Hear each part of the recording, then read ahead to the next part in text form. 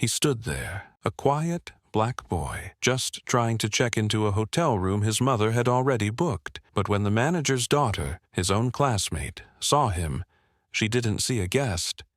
She saw someone to humiliate.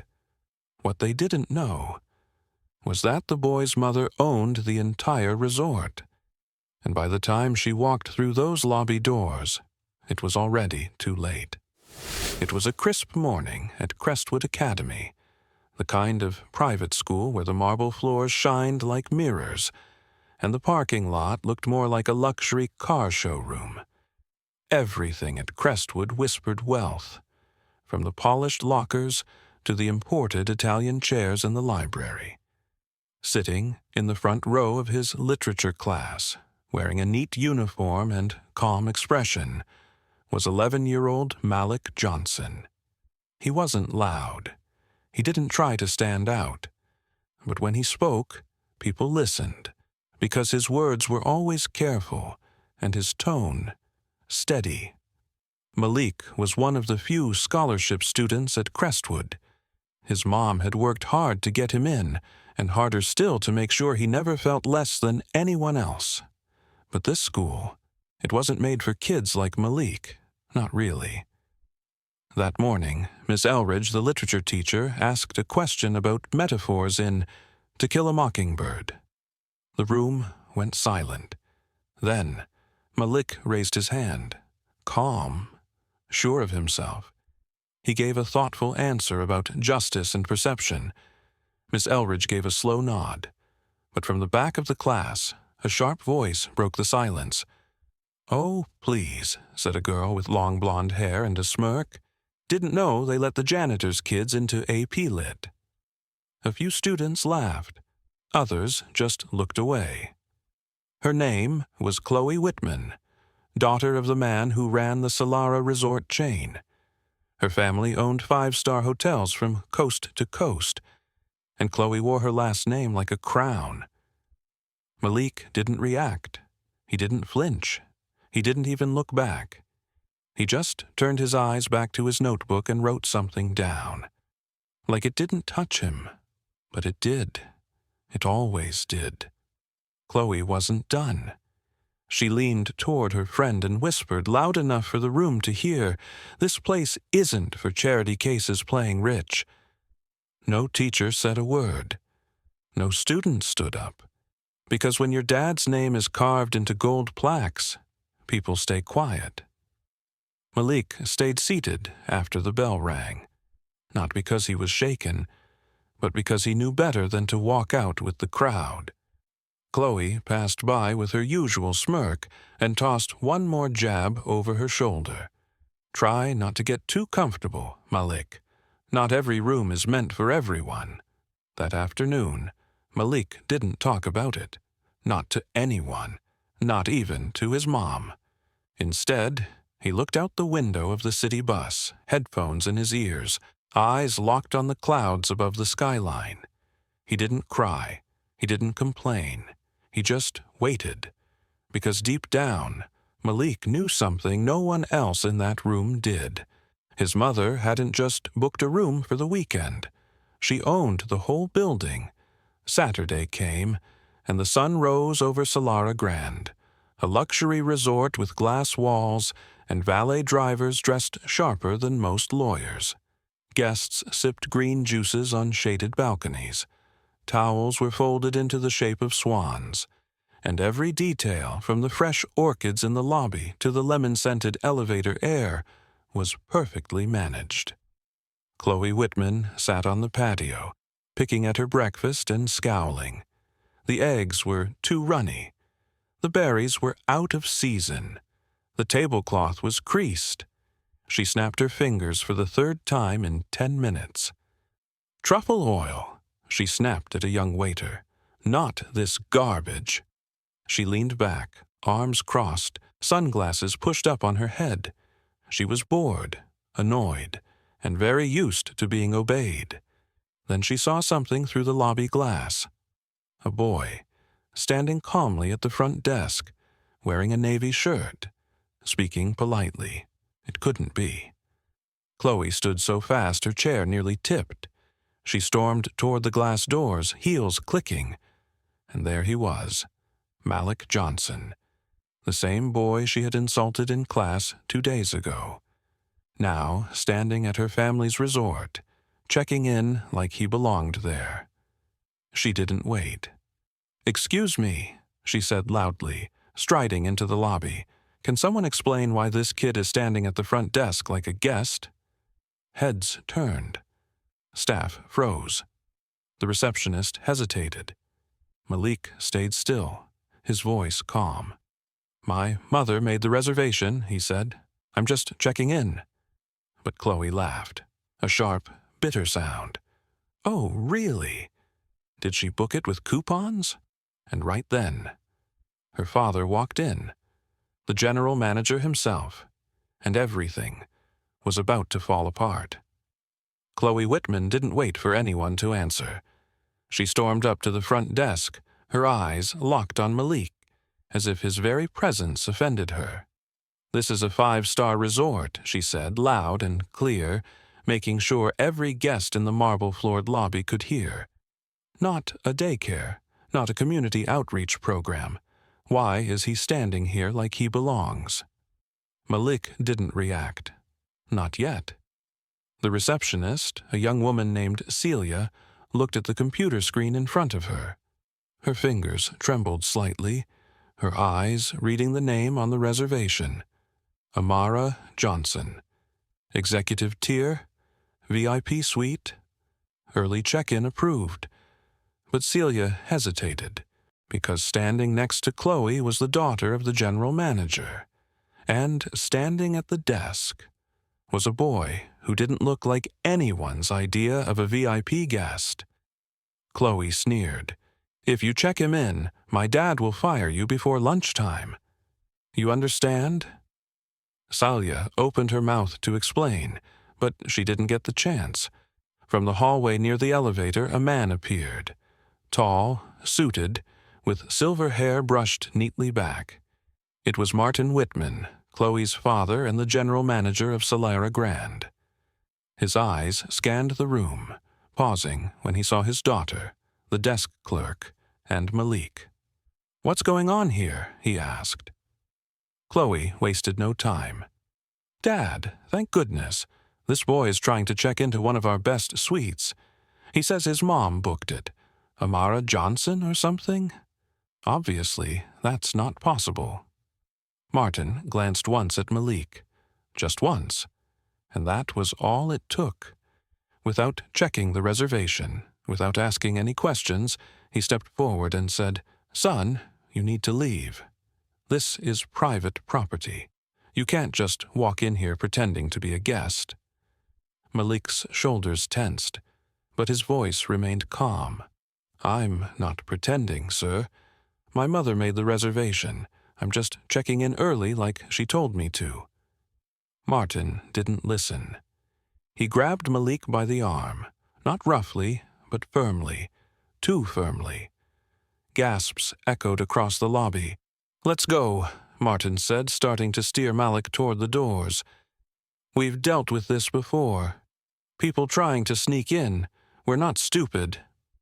Malik didn't resist, but he pulled back slightly. "I think there's been a mistake," he said softly. Martin tightened his grip, but just then, the doors of the resort opened, and in walked a woman, dressed in a gray pantsuit, carrying a leather briefcase, with high heels that clicked like a metronome. Her eyes scanned the lobby, calm, sharp, unshaken, and when she saw her son's arm in Martin Whitman's grip, she stopped walking. Her voice didn't rise. It didn't need to. "Take your hand off my son." The room fell completely silent. Martin froze, slowly turned. "Mrs. Johnson," he stammered. I didn't realize." But the woman was already pulling something from her bag. A black lacquered badge holder. She flipped it open with practiced ease.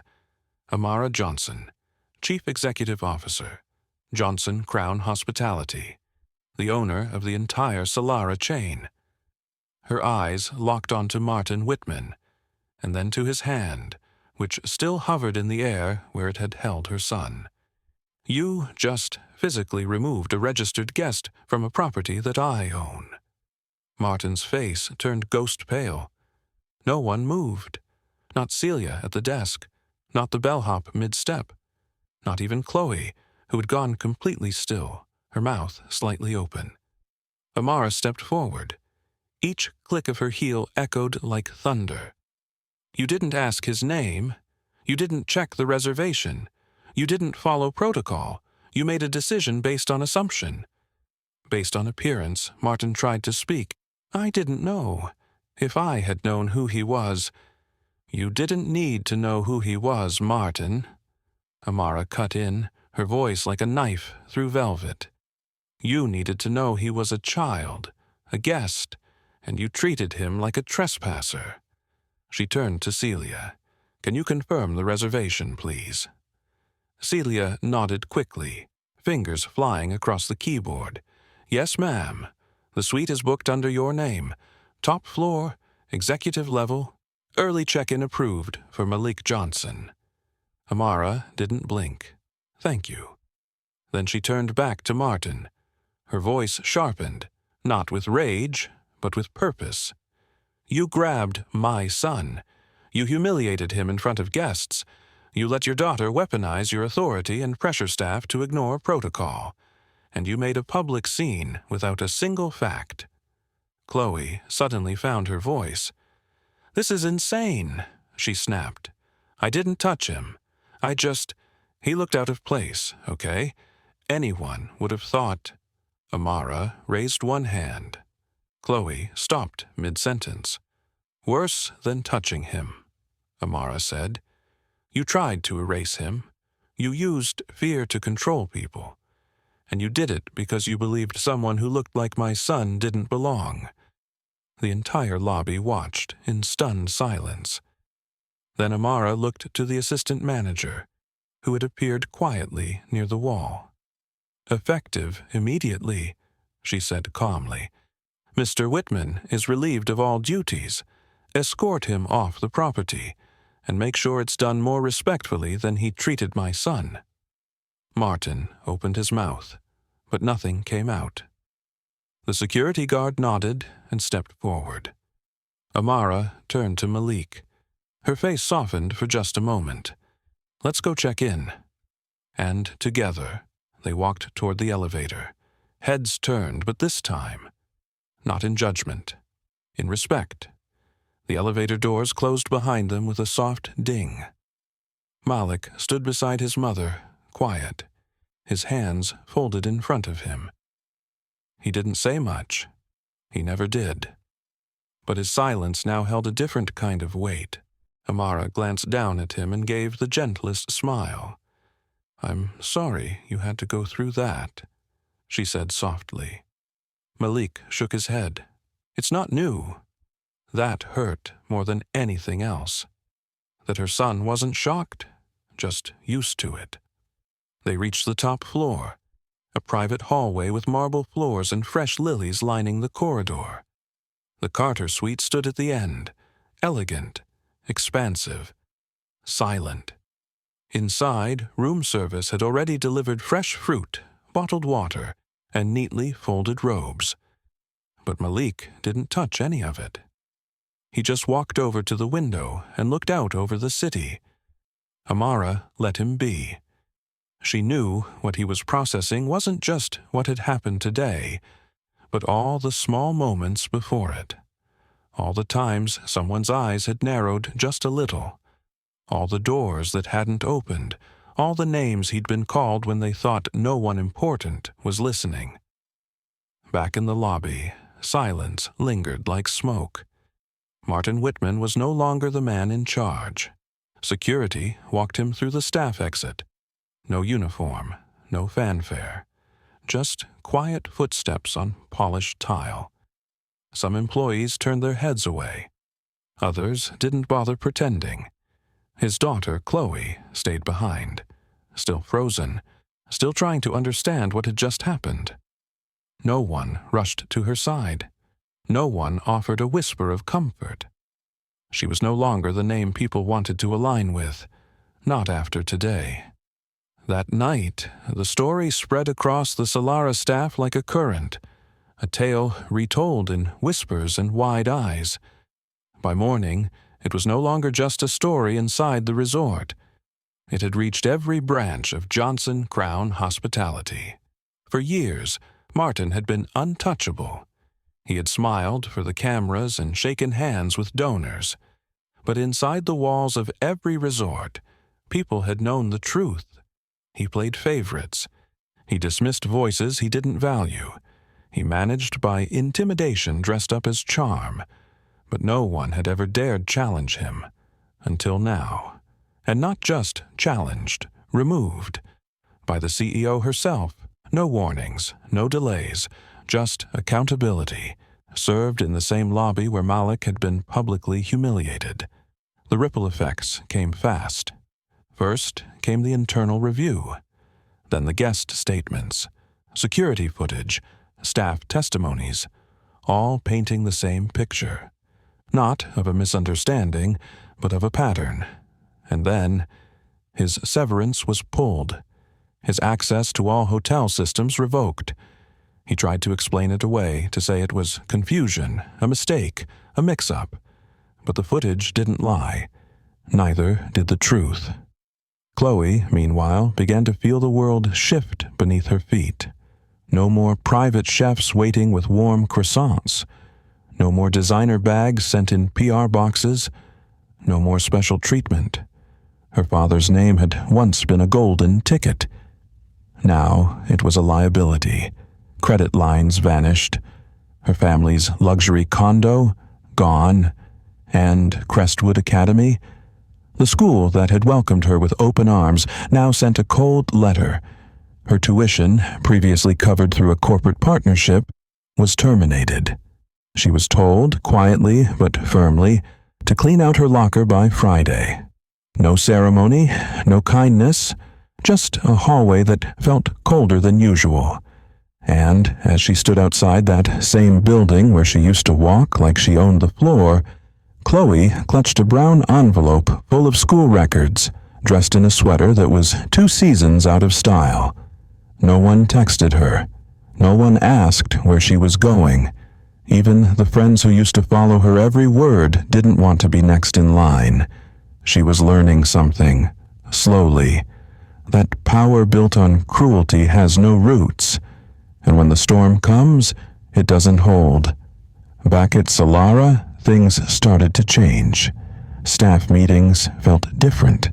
Policy training began to include things like dignity and bias, and how to treat every guest like they belong, not because someone complained, not because of bad press, but because Amara Johnson didn't believe in waiting for the world to punish you before doing the right thing. Upstairs, Malik sat on the suite's balcony. The sky was starting to fade from orange to navy. The city buzzed far below. He took a slow breath. He didn't feel triumphant. He didn't feel like a winner. He just felt seen, really seen, for the first time in a long time. And sometimes, that's all a person wants, to walk into a room and not have to explain why they're allowed to be there. The week after the incident, things at Solara Grand didn't just return to normal. They evolved. Whispers still floated in the hallways, but now they carried a different tone. It wasn't gossip anymore. It was awareness, reflection, even admiration. Some of the staff who had worked under Martin for years, who had flinched under his sarcasm or held their tongue during his offhand remarks, finally exhaled, like the air had changed. Celia, the young receptionist who had hesitated when Chloe gave her that threat, was called into a private meeting with Amara Johnson herself. She feared the worst, but instead, Amara thanked her. Not just for her professionalism, but for her restraint. And when Celia walked out of that meeting, she wasn't just a receptionist anymore. She had been promoted, floor supervisor. No more guessing games. No more trying to read the room for safety. Now her voice would help shape how the resort operated. And she wasn't the only one. Training modules were rewritten across all Johnson Crown hotels, not just about policies and procedures, but about perception, guest dignity, what it meant to lead with empathy instead of ego. It wasn't a PR move. It was personal, because when you've seen your own child dismissed without reason, you don't wait for permission to change the system. You fix it from the root. At Crestwood Academy, Malik returned to class, quiet as ever. Some students glanced at him differently now, not with pity, not with fear, with something much rarer, respect.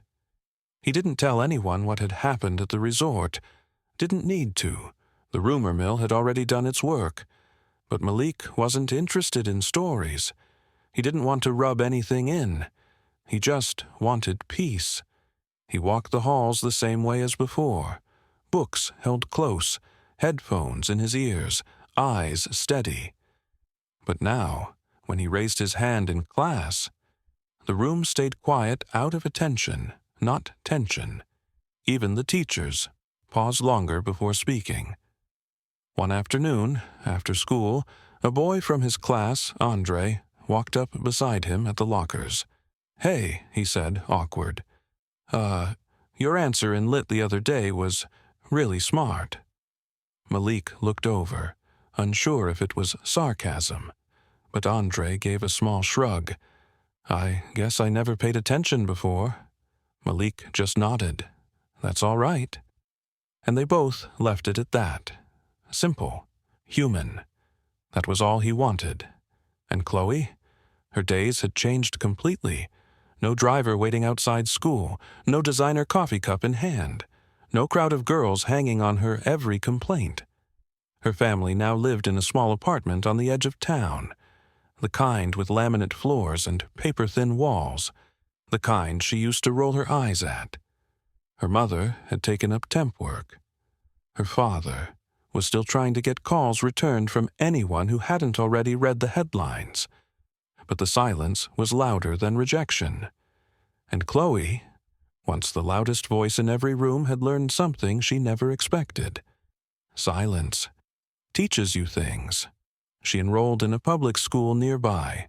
No more uniforms, no more catered lunches, just her and a plain backpack and a locker with a sticky door. On her first day, no one knew her name. And for the first time in her life, no one cared who her father was. That night, sitting at a small dinner table in a borrowed apartment, she stared at the microwave mac and cheese in front of her and whispered, more to herself than anyone else, "I was wrong." She didn't cry, she didn't break down, but a quiet shift started inside her. A new kind of discomfort. Not the kind that comes from losing comfort, but the kind that comes from realizing you hurt people, and no one's clapping now. She scrolled through old photos on her phone, ones with fake smiles, forced poses, empty praise. Then she stopped on one, a classroom photo, Malik sitting in the front row, focused, still. And even in that photo, she could see it. He never needed to be loud. He just needed space, the kind of space she'd tried to take from him. The next day, she walked past a group of kids laughing in the hallway at someone's thrift shoes. She didn't join in, didn't say a word. She just kept walking. But even that small silence was a start. Because sometimes the loudest apologies come in what you don't say. Spring arrived quietly at Solara Grand. Fresh tulips bloomed in the courtyard planters, and the soft scent of lemon trees drifted through the open windows of the upper suites. Business was steady. Guests came and went. But under the polished surface of the resort, something deeper had shifted. Staff still whispered about that day in the lobby, but not in fear, in admiration. They spoke of how Amara Johnson had walked in, not shouting, not demanding, but with calm power, They remembered the way her voice cut through injustice like glass through silk. And most of all, they remembered the boy. Malik Johnson, the quiet one, the one who never raised his voice, but stood taller than anyone else in the room when it mattered. And though most guests never knew the full story, they could feel the change. A new tone, a new rhythm, subtle but powerful. People were treated with a little more attention, a little more care, and that care had roots.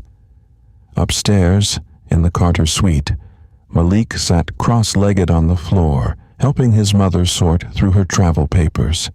She had meetings scheduled in 3 different cities the following week, all tied to a new leadership initiative within their hospitality group. But before she left, she wanted to sit with him, not just as a CEO, as a mother. She watched him focus, organizing folders by color and purpose. "You know," she said quietly, "you didn't just show strength that day, Malik. You showed restraint, and sometimes that's the harder kind of courage." Malik didn't look up right away. He just smiled softly. "I didn't want anyone to get hurt," he said. "I just wanted to be seen." Amara nodded, her expression gentle.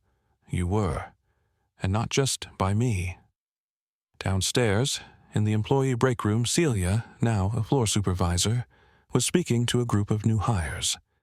She pointed to a list of values on the wall: dignity, safety, grace, fairness. "These aren't buzzwords," she said. "They're the foundation. We don't treat people based on what they wear or how they speak. We treat them like they matter. Because they do." No one argued. They knew the story. And they knew it wasn't just a rule. It was a promise.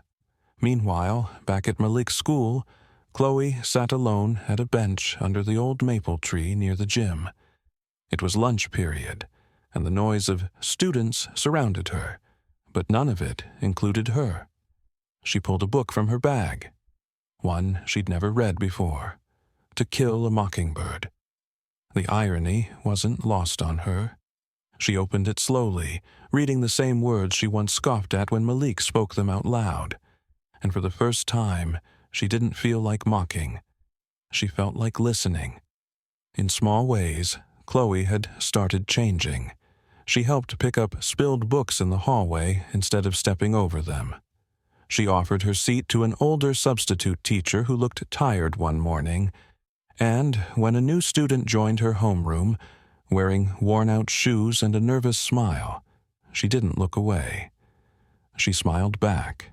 It wasn't redemption, not yet. But it was the beginning of something.